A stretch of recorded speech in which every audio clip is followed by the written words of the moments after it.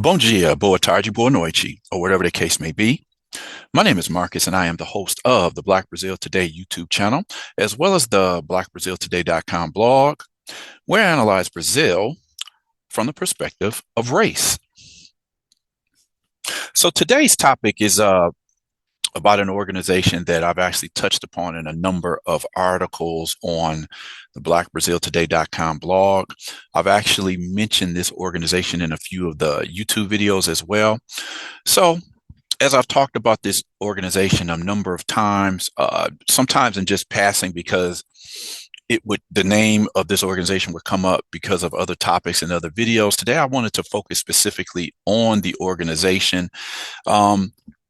I saw a video by I forget my man's name. I think it's Thiago something. He has I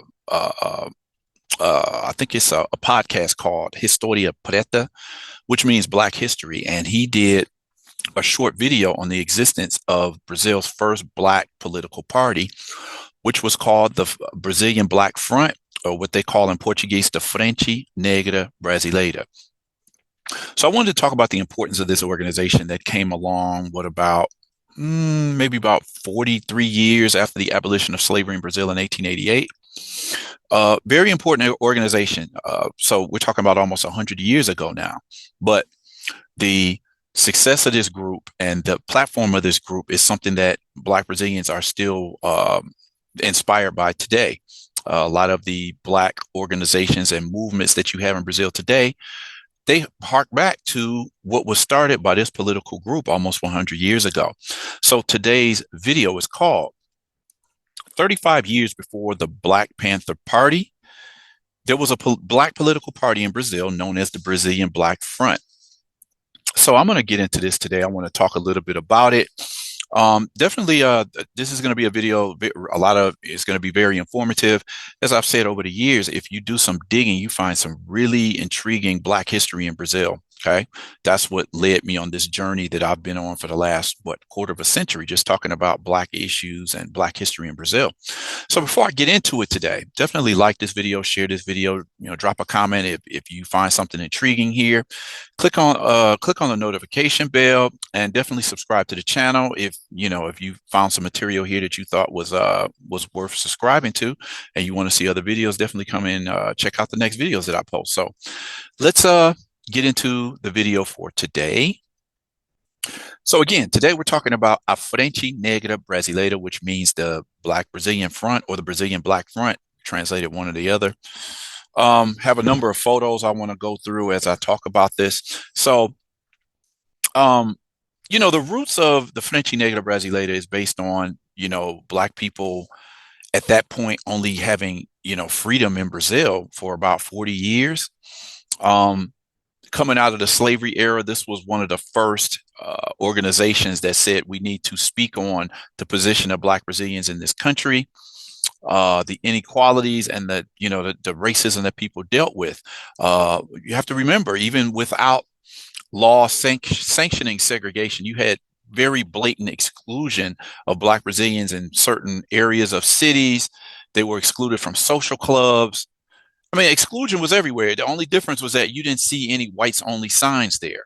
But, this type of segregation did exist because what is segregation? It is excluding a group based on whatever topic away from something that somebody else is able to participate in.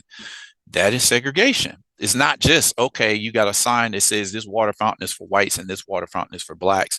As I've argued for a while, segregation can happen even if it's not legally sanctioned, but if the society and people abide by it and they accept it, then that's still segregation. If I go to a movie theater in the suburbs, of suburban Detroit or whatever, and somebody says, well, you're Black, you can't come in here, that is a form of segregation, even if there's not a sign on the front of the movie theater. This is the Frente Negra Brasileira is also a response, just talking about this organization, to the belief that people believe that Brazil never had a Black civil rights movement or organization, and it's obviously not true.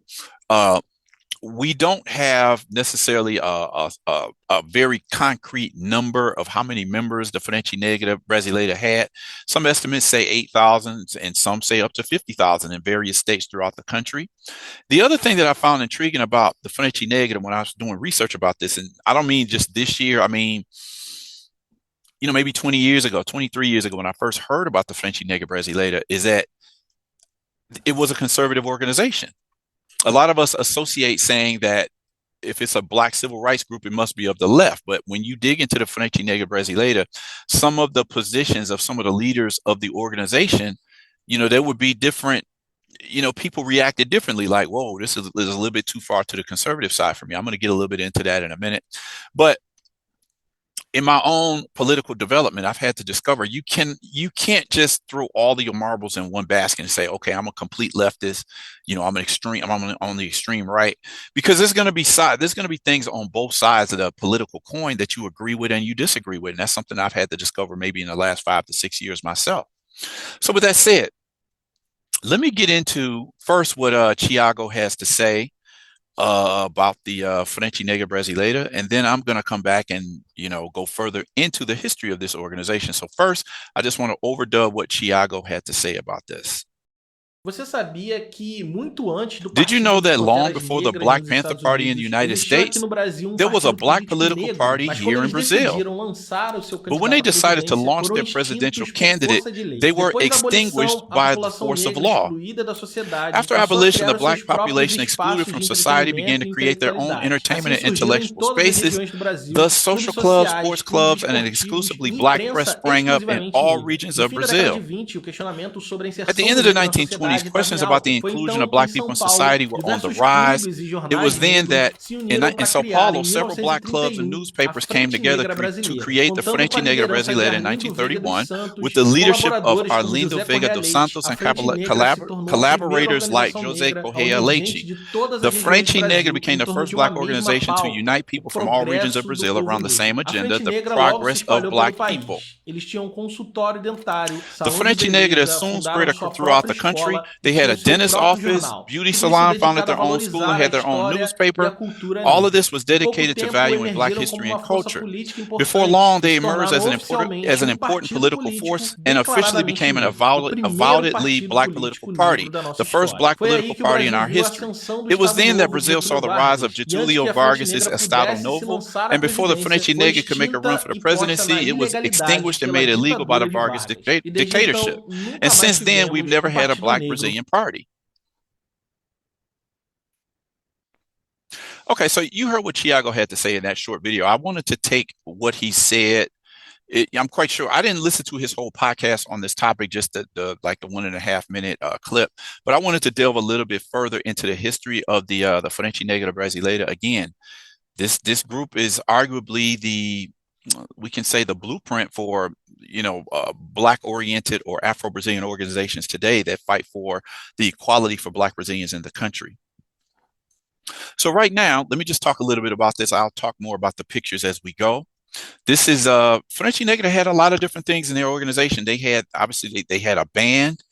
They had a school system for Black children. They had dentist office. They had beauty contests.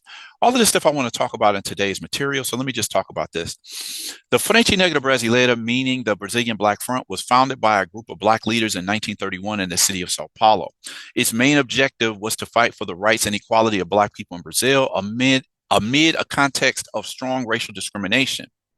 In a manifestation of Black fascism in the 1930s, led in particular by the intellectual and activist Arlindo Veiga dos Santos, founder of the Frente Negra Brasileira, an extreme right-wing movement that adapted the racial issue to integralism, the integralism ideology.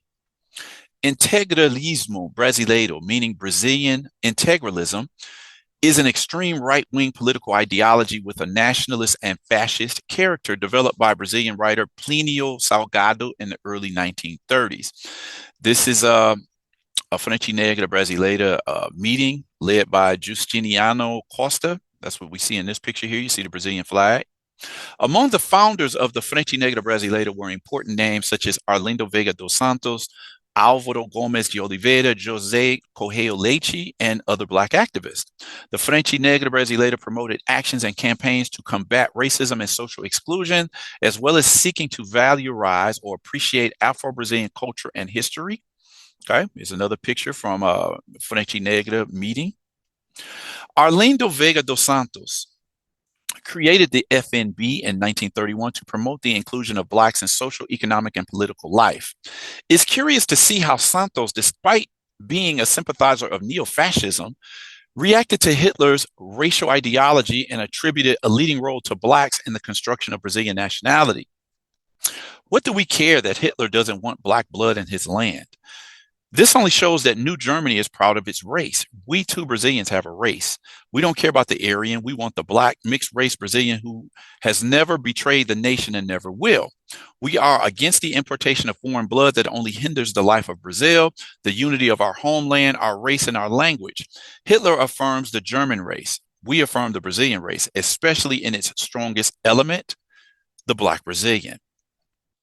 Okay, this is a header from the FNB's newspaper, which is called A Voz da Raça, which means the voice of the race. You know, the headline at the top says, or the slogan says, the color prejudice in Brazil, only we Black people can feel. All right.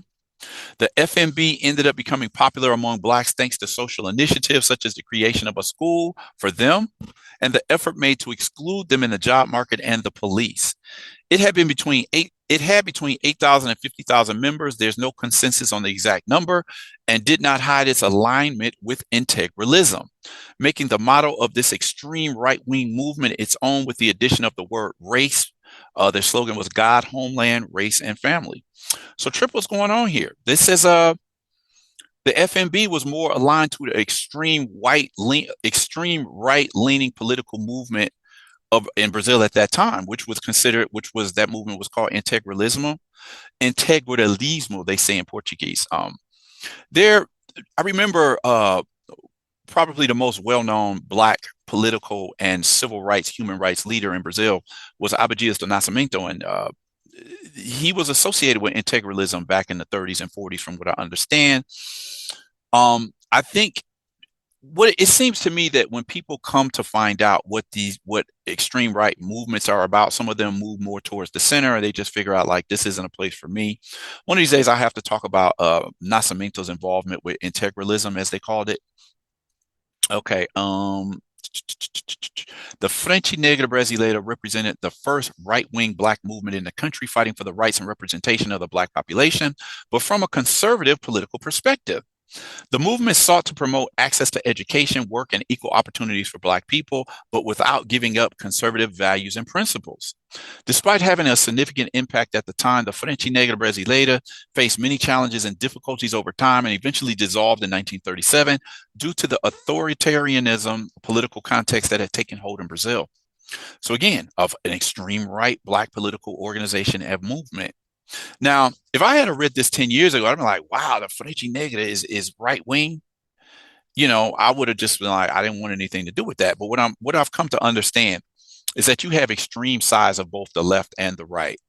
There's going to be things that you agree with on both sides. And this is, like I said, this is something that I've had to come to conclude myself. You know, years ago, I could have never even paid attention to what people on the conservative side were saying. But particularly over the last 5 to 6 years, with more exposure to particularly Black conservatives, I mean, I have to be honest, and I listen to some conservatives talk, I'm like, there's a lot of things that I can agree with. There's other things that I don't agree with, but then that's the same on the left as well.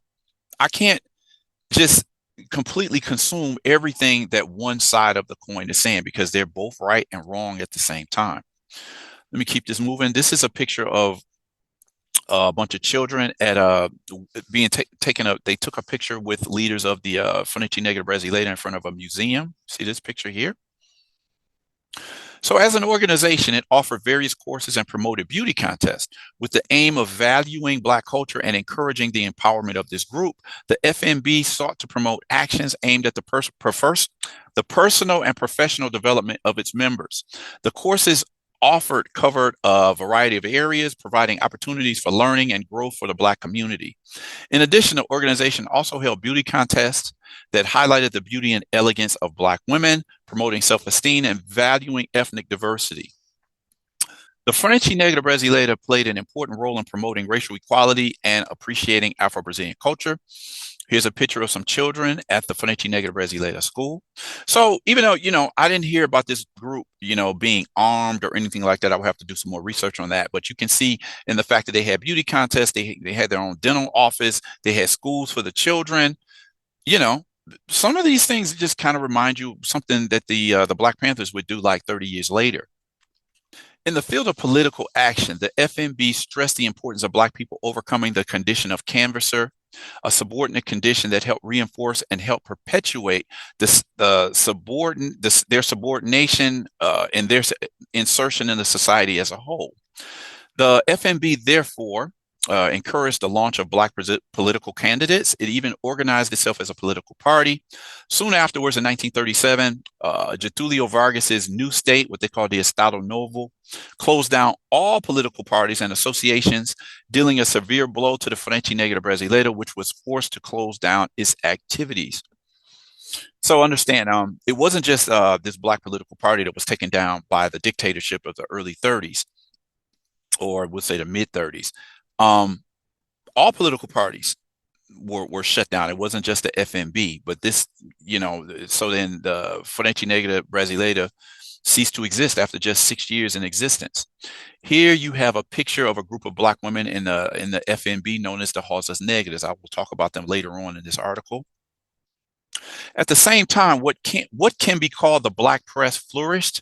Newspapers produced and published since the 19th century by Black Brazilians dealing with issues linked to their culture and identity, which also denounced cases of segregation and racism throughout the country.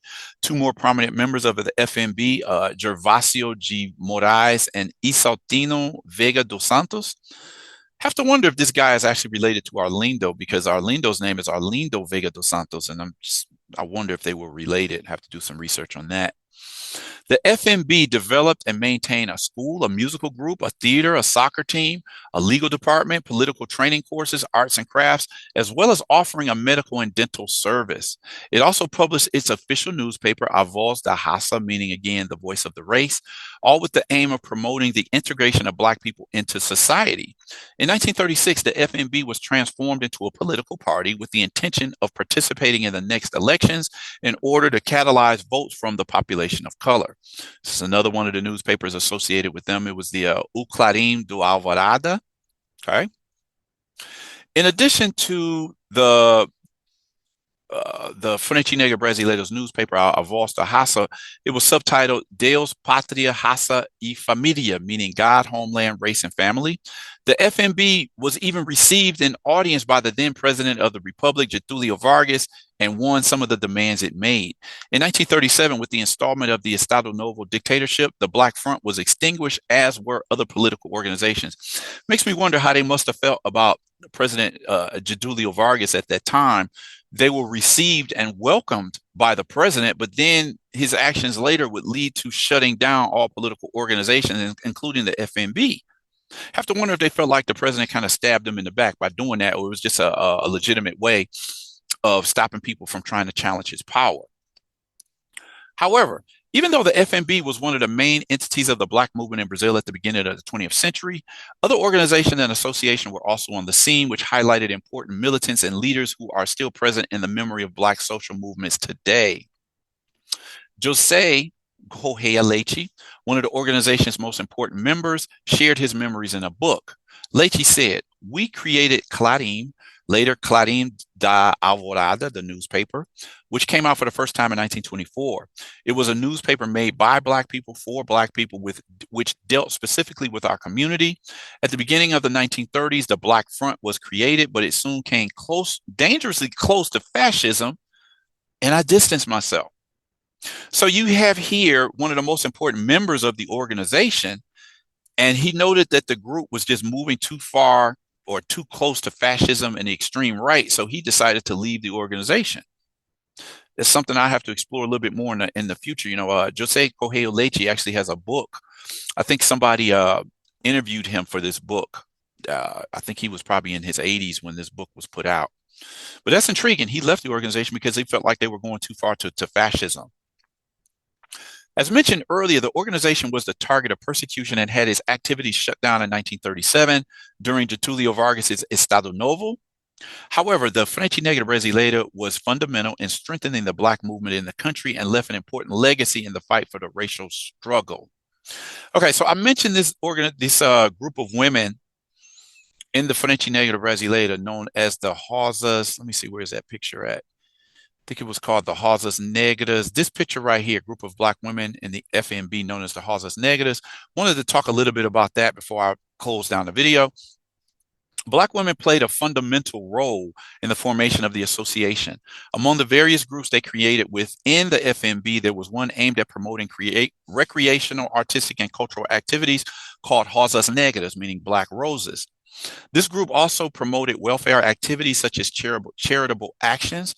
The Rosas Negras and women in general were important. They were an important part of the FNB. They were in the majority and were actually more able than men to pay the association's monthly fees, as they had more job offers working as cooks. This, according to the writer Marcio Barbosa. So anyway, let me talk a little bit more about the Frente Negra Brasileira and some of the things I've associated, some other posts that I associate that have featured the Frente Negra Brasileira. If you punch that in at the blackbraziltoday.com website, you'll see a lot of articles that mention the Frente Negra Brasileira in the context of the current civil rights movement in Brazil, as well as, just the influence of organizing in a society that would later become known mythically as a racial democracy. So the fact that you had a Black organization spring up in the 1930s is clear that Black Brazilians perceived that they were being discriminated against. Goes against all of the myths that would come out starting in like the 1930s and 40s that Brazil has some type of racial democracy. This is one of the articles that you can find. Frente Negra Brasileira in the 1930s, the government and intelligence agencies extinguished the first large-scale Afro-Brazilian rights organization. This is an article I put out in 2014. Some of the same pictures, newspapers, the same two guys, Arlindo Veiga dos Santos and José Correia Leite. This is from their printing press, people working on the O Clarim newspaper, the kids. So, Frente Negra Brasileira has been around for it sprung up almost 100 years ago. Black people have been organizing in Brazil for a long time. The other thing to note is that due to discrimination that Black Brazilians face throughout society, they, just like any other group would, they founded their own organizations, their own social clubs. And they says, well, if we're blocked from mainstream society, we have to do this for ourselves. So that's what started up these Black social groups, because for places of leisure, dance, music, entertainment, a night out on the town where people would dress up, Black Brazilians were barred from those places. So how does Brazil continue to maintain the idea that they have a racial democracy? But the deeper you dig into Brazilian history, you find this clear exclusion of Black people throughout society.